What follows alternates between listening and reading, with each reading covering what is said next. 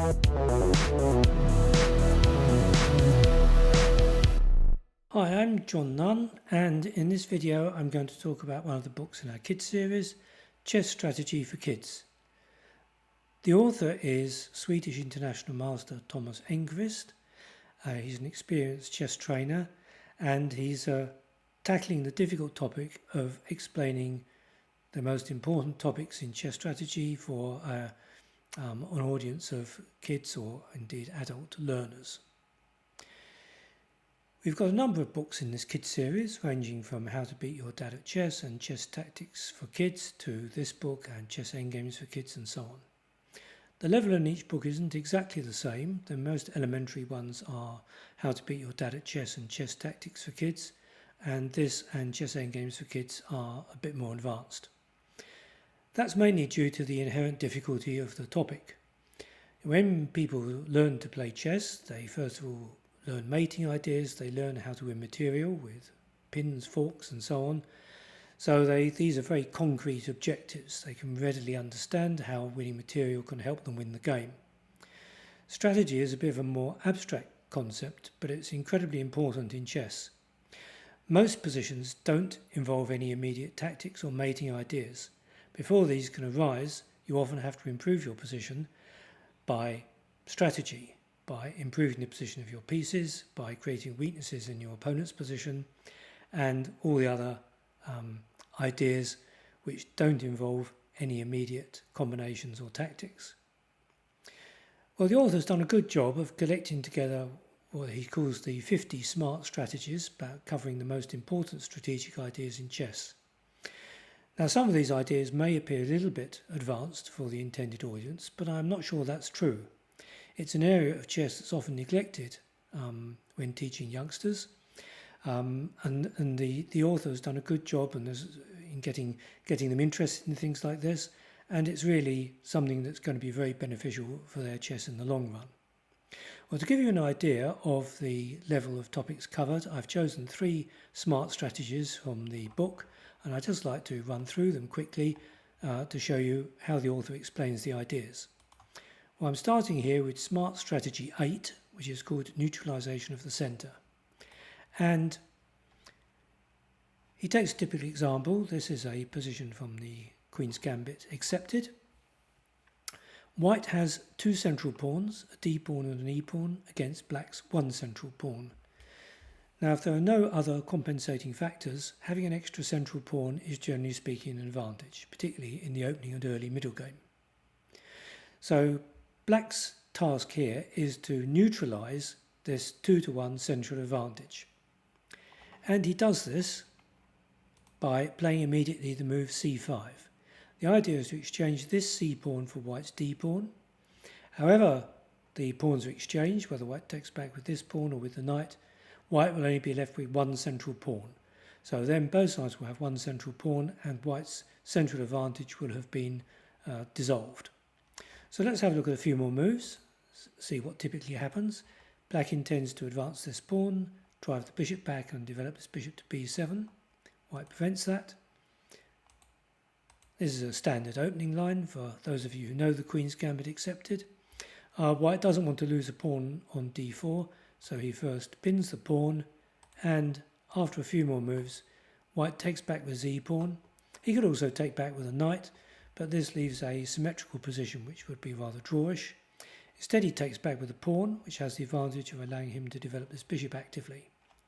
Well, Black has achieved his aim of getting rid of White's extra central pawn, and we have a typical isolated queen's pawn position in which both sides have assets they can point to for the future of the game. White has a bit more space. White can develop his pieces easily, knight out, bishop out. Maybe the bishop comes back to d3 to target Black's kingside. So White may have the chance to transform his space advantage into direct threats against Black's kingside.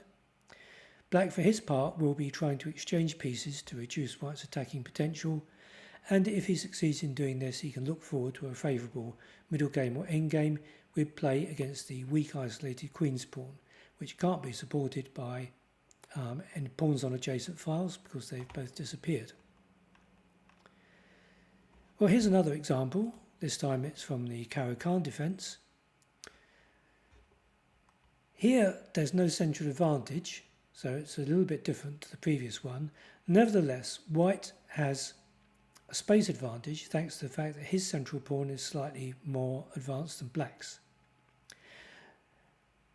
It would be desirable for black to swap this pawn on c6 for the one on d4, which would leave him with one centre pawn against no centre pawns, which would be a favourable structure, at least in the middle game.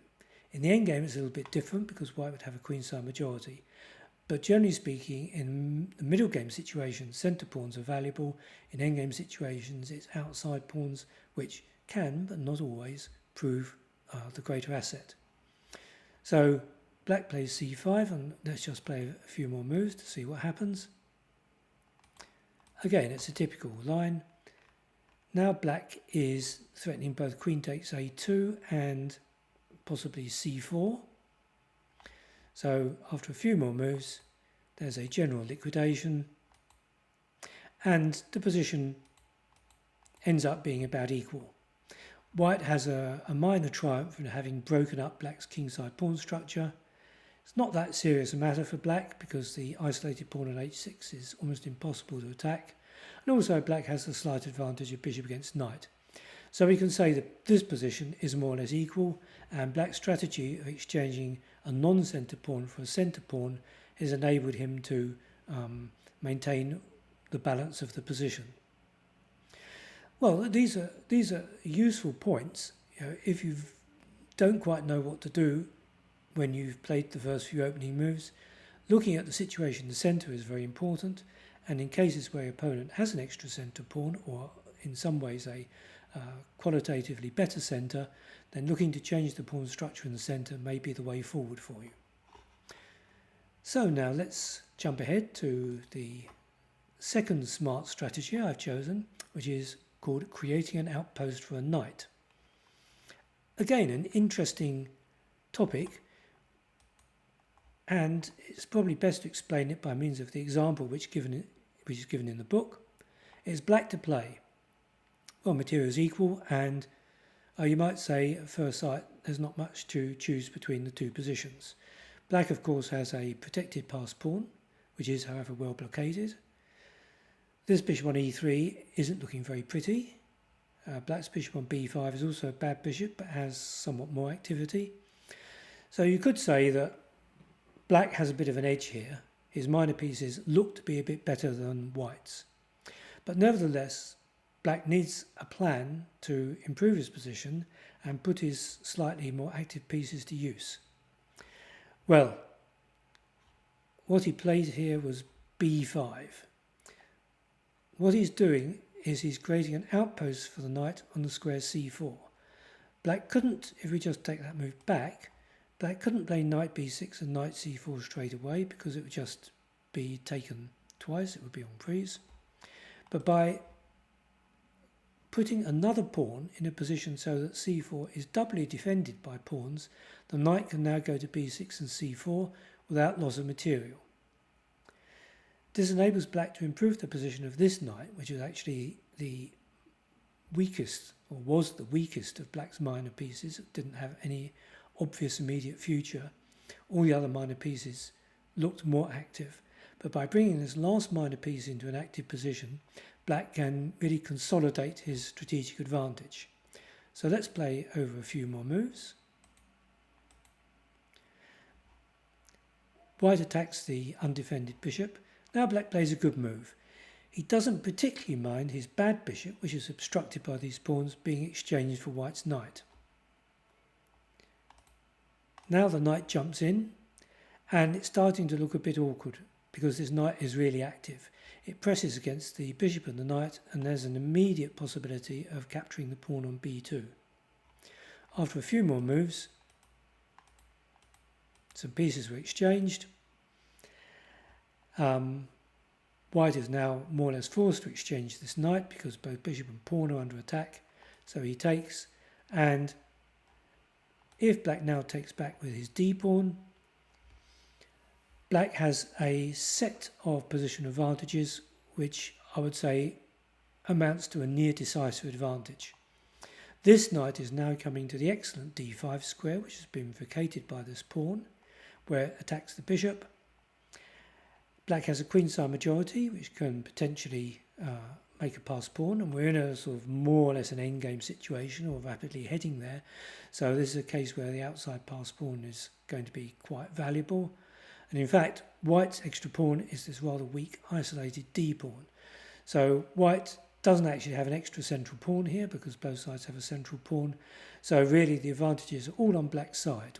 Black has the better bishop. This bishop is impeded by the pawns. Black has the better knight when it comes to d5. Black has a queenside majority. White can't do anything with this 3-2 majority on the king side because he's not able to play g4. So the plan of creating the outpost on c4 by pushing this pawn and then bringing the knight to c4 has enabled black to transform a slightly nebulous advantage into a set of very concrete advantages. And that's what often happens when you choose the right strategy. You gain a permanent advantage which you can exploit more or less at your leisure here, because actually white has a very passive position and can't do very much. So black has all the time in the world to improve his position and put his various strategic advantages to good use. Here's another example of the same theme.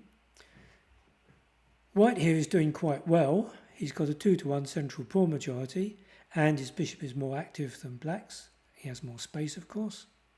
But still, it's necessary to find a way to make progress. It's white to play. And what white played here was he played e5. And this looks a little bit odd because it practically forces black's knight to occupy what looks like a pretty good square on d5. And indeed it is. But white gets an even better square for his knight on d6. Although both squares are quite useful outposts for the knight, white's knight, being more advanced, has the better prospects in the future. Moreover, white can at any time eliminate the knight, and black would then have to block the square d5 with his pawn, while white's knight can sit pretty on the excellent square d6. Let's have a look at a few more moves. This is a good move, preventing any activity by black with his knight on g6. Bishop drops back. Well, black realises that if he leaves his knight there, he's going to be in a desperate situation. It's really in a dominant position. So he plays to exchange the knight by playing his d5 knight back to c8. Notice no corresponding manoeuvre is available with the other knight. Black would, of course, prefer to exchange the d6 knight for this rather passive knight, but there's no route by which the knight can challenge the one on d6, so it's the relatively active one which has to go back. And now white should simply play knight e4. Black has wasted quite a lot of time and withdrawn his knight to a passive position, and white doesn't really want to exchange it off.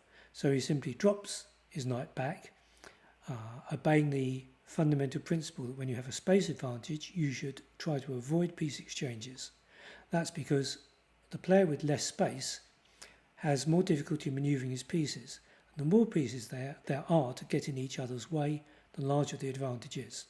So now black's knight on c8 is effectively tied down, because if it attempts to reach an active square somehow, white can just put his knight back on d6. So black is now in a really inactive position, with neither knight having any real prospects, and white can now look forward to increasing his advantage somehow, for example by pushing his h-pawn up. If, for example, the pawn got to h6 and exchanged off this pawn on g7, white would get another excellent outpost for his knight on f6. So this creation of outposts idea is very important, and it applies mainly to knights, although occasionally you have other pieces that require pawn support to make use of an outpost. Anyhow, there are a few more positions given here, but I won't go into those because I'd just like to jump ahead to the third smart strategy, the advantage of the bishop pair. Now, if you have two bishops against two knights, or two bishops against bishop and knight in an open position or relatively open position, that is normally an advantage. It's an advantage that's often underestimated because beginners get it into their heads that bishops and knights are worth more or less the same? Well, they were sort of the same, yes, but the value of a knight and the value of a bishop depends very much on the position. In closed positions, knights are pretty good. In open positions, bishops are pretty good, but it more often happens that the bishops are better than the knights. A closed position can be converted to an open position in many cases by pawn exchanges, but you can't really convert an open position where many pawns have been exchanged into a closed position. So the long-term prospects for the bishop pair are often quite good.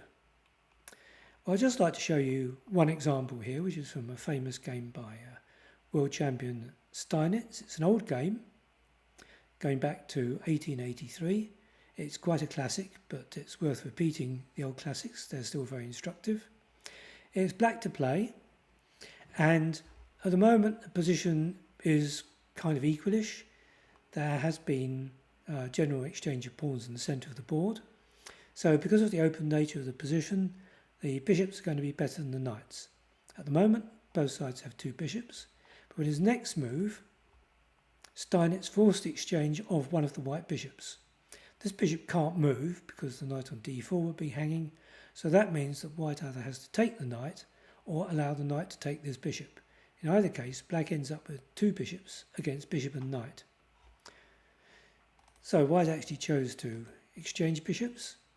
And now it still looks as though the position might well end in a draw because of the symmetrical nature of the pawn structure. And the way that Steinitz gradually increases his advantage using his two bishops is extremely instructive. First of all, the knight dropped back and black swapped queens. Now black can't win a pawn with bishop takes pawn because white plays rook b1 and wins the pawn back. That wouldn't be a good idea because the white rook would then occupy a very active position on the 7th rank. What black's going to do is to take away good squares from the knight. The knight is white's weak spot, is not good in an open position, and by judicious pawn advances, black is going to gradually squeeze white to death. And let's see how Steinitz managed this. First of all, he brought his rooks to the centre of the board. Well, now there's an immediate threat. Rook takes bishop, pawn takes rook, rook takes knight, winning bishop and knight for rook.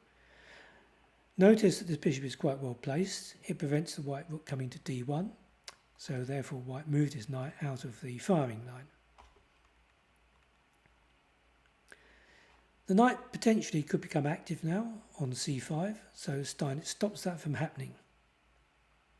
And white drove the bishop back and then played to exchange rooks, hoping to reach a draw by exchanging as many pieces as possible.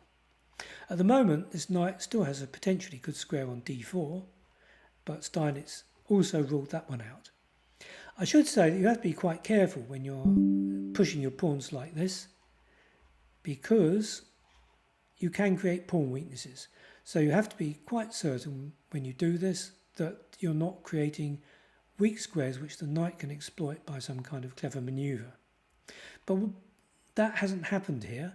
Black has put his pawns on dark squares, which first of all restricts the white bishop and also denies successively the white knight the squares c5 and d4. So, on we go. And now the book jumps ahead to a later stage. The position hasn't changed fundamentally. There have been some pawn advances on the king side, but the general structure remains the same. Well, now black made further progress by advancing his a-pawn to drive the white knight further back from the 3rd rank. White can't prevent the advance of this pawn because this pawn has to defend the knight. So the knight went back, and now we have a typical case of bishop being better than knight. The bishop here is controlling the squares the knight might go to. Of course, it might go to e2, but it can't go anywhere further than e2, so that's a dead end for the knight. So the knight is effectively stuck on c1. We say that it's dominated by the bishop on c4. Again, let's move ahead a little bit. Now black's thinking to play b5 to b4, and for that he needs to defend the pawn on c5. When the pawn gets to b4, if white now then takes, for example, twice, the bishop will take this pawn and black will have a passed a pawn which will be virtually impossible to stop. So black is introducing new ideas all the time to torment white. Another possibility is to play g4 so as to fix white's pawns on the king side and make his bishop even more inactive. Well, it did eventually end in a win for black, but I think it's pretty obvious at this point that black's strategy has been a complete success. White's knight has no active prospects whatsoever, and his bishop is not really any better. So that black can manoeuvre at his leisure and either play on the king side or on the queen side to further increase his advantage. I think it's a really good idea to introduce these important strategic concepts fairly early in the learning process, so that it's not all about, well, I'm thinking back to my own very early games, it's not all about, well, attacking something and hoping your opponent's going to overlook it. There is some element of thinking on a longer term, which is going to be essential at a later stage in people's chess development. Well, that gives you an idea of the contents of the book. As I say, there are 50 of these smart strategies, and it covers a wide range of topics, from pawn structure to piece activity and so on. I think very instructive, perhaps requires a little bit more thought than some of the other books in this series, but doubtless very rewarding for those who go through the whole thing. Well, thanks for watching this video, and I hope to see you for the next one.